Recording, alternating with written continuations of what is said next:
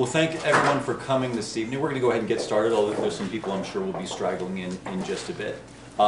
First of all, thank you again for taking time out to join us this evening. I know how it is after work to come by and do something like this, but we wouldn't have done it if it wasn't going to be an important evening. And we're very excited about what's going to take place. First of all, I'm David Downing. I'm the Deputy Director for Visit St. Pete Clearwater. We are the tourism marketing and promotion arm of St. Pete Clearwater area. St. Pete Clearwater, real quick, is the #1 tourism destination on the Gulf of Mexico. We get about 13.5 million overnight visitors every year. I was saying to someone earlier, there are two things most people know about Florida. They know Mickey and they know Miami. Everything else is kind of an abstraction. And I think that's changing right now. It's changing for a lot of reasons, not just because of the Dalí, but because of so many other things going on at the same time. 2 months ago, the New York Times named St. Petersburg one of 52 places to go in the world for 2014. What makes me happy about that is they didn't mention the word beach. We are a beach destination. We have some of the best beaches in the world. Just 2 days ago, TripAdvisor came up with their list of 25 best beaches. We had 3, more than any other beach destination. Beaches are great. They're bread and butter for a lot of tourism, but what really makes a destination is the depth of culture. There are a lot of beautiful beaches worldwide. Everyone knows that. I know that.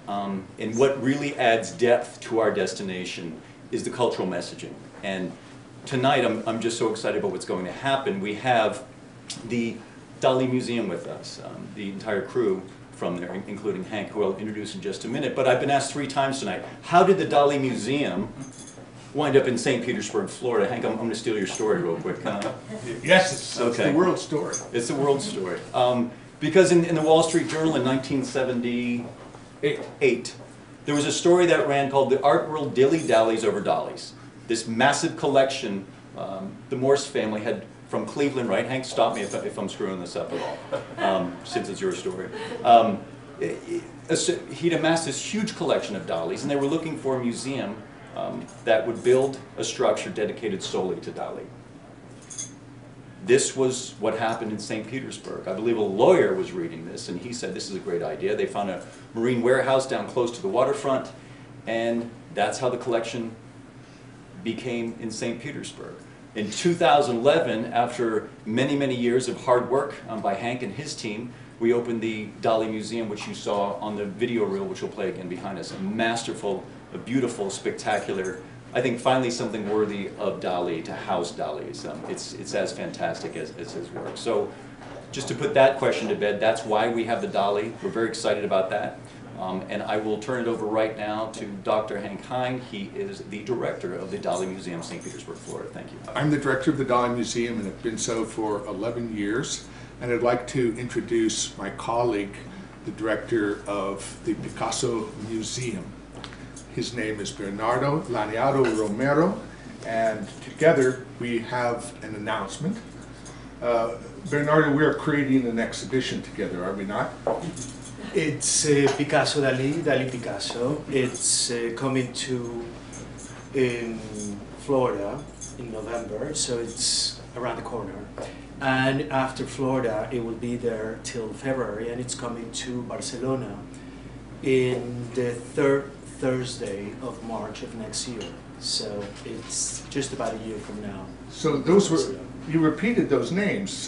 It was Picasso Dalí, and then Dalí Picasso, and all that goes together as the title? Well, he's saying that because we have been over the title the last 2 years about 100,000 times. But it really is about this interaction.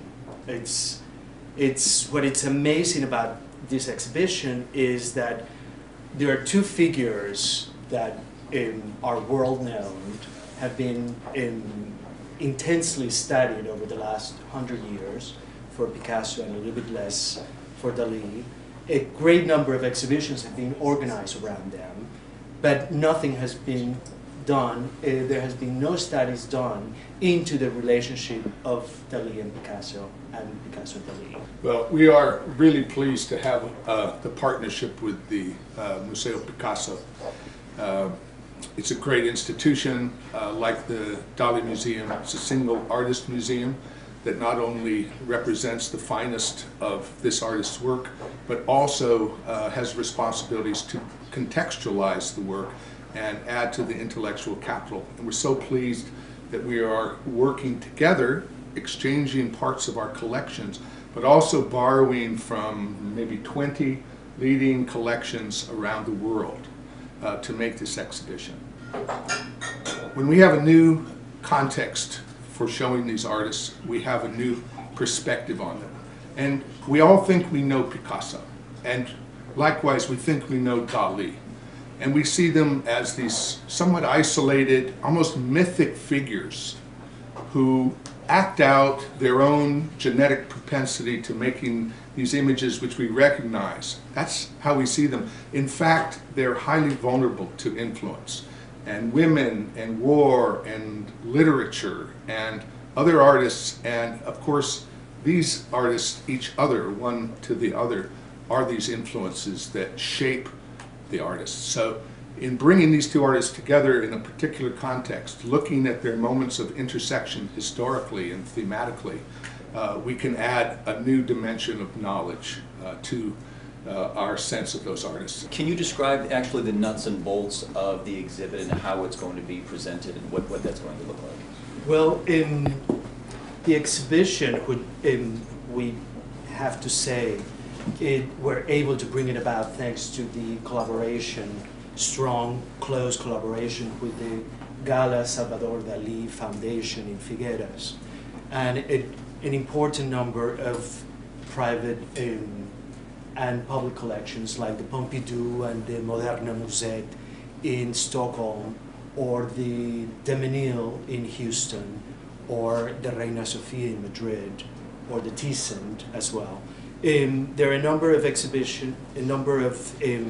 collections that have been brought together, but the pieces that have been chosen have not been aleatory. Every piece tells a story as to when Dalí was looking at an exhibition of Picasso in the 1920s or the 1930s, or when Dalí was looking at a publication within this time.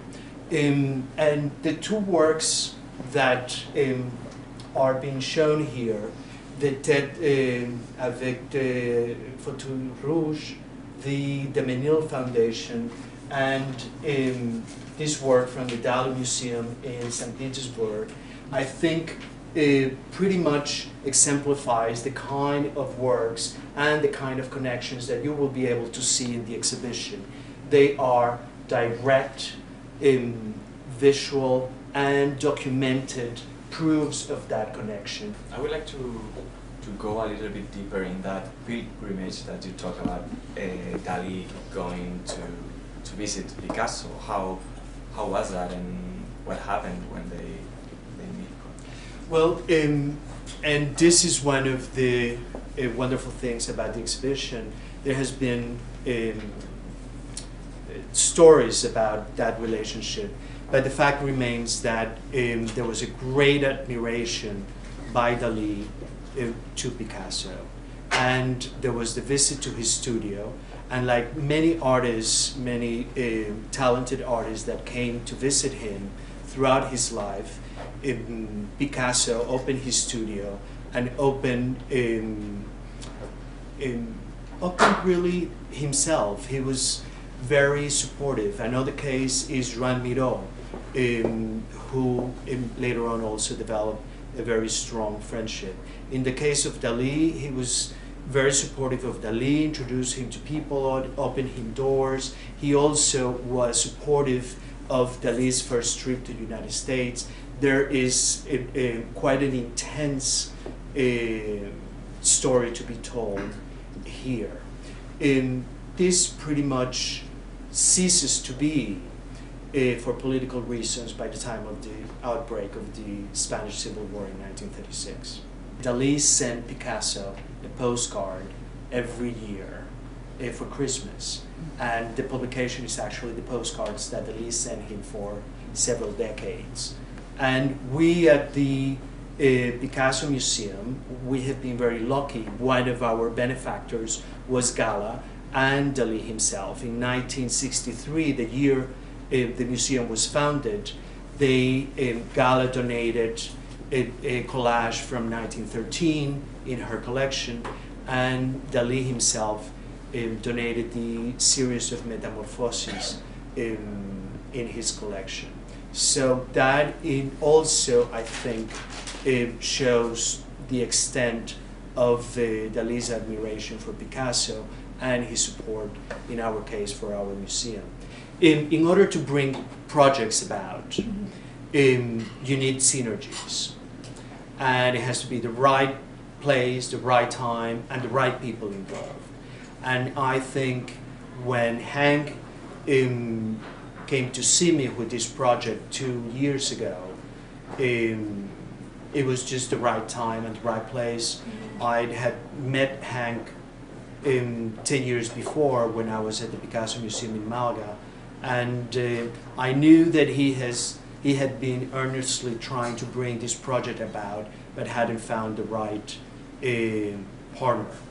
And so it's the right time, right place, right situation, right people. We like to bring the story to the center of media. This is an important story, it's an important announcement. These are very important museums working together, I think, in a novel way. And sure, you're right, we could have done this in St. Petersburg, and we will after this. But understanding the importance of making it, and also putting a face with a name. Sure, we could have done it, you could have seen the release or something, but to meet Hank, to meet Bernardo, and to get to know this community of people was very important for us.